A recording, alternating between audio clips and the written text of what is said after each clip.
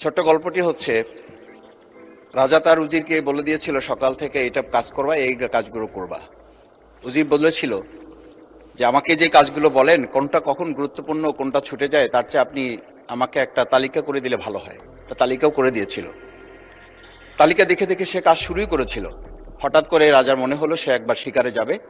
ঘোড়ার পেটে উঠে যখন রেকাবে পা ঢুকিয়েছে, রেকাবে পা ঢুকালে পা আটকে গিয়েছিল। পাটা যখন ছুটাতে পারছিল না তখন সে উজিরকে বারবার ডাকছিল, আমার পাটা এখান থেকে বের করে দাও। পাটা বের করতে যাচ্ছিল না উজির, কারণ উজির বারবার খুঁজছিল যে তালিকাটা করে দেওয়া হয়েছিল সেই তালিকার মধ্যে পা আটকে গেলে ওটা বের করে দেওয়ার বিধান ওখানে আছে কিনা। শেষ পর্যন্ত রাজার পা আর ওখান থেকে বের করা যায় নাই এবং রাজাকে মুক্ত করা সম্ভব হয় নাই বলে আমরা গল্পে জেনেছি। ঠিক আমার কাছে আজকে সংসদ এরকম একটা গল্পের মতো মনে হয়।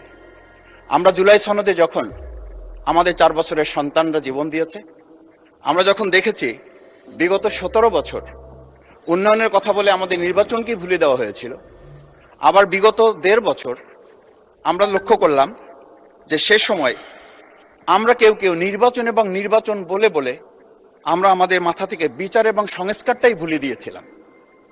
আবার এখন এসে আমরা দেখলাম যে আমাদের নখের কালি শুকাতে না শুকাতেই উন্নয়নের কথা বলে আমরা আবার জুলাই সনদটাকেই ভুলে দিতে বসেছি।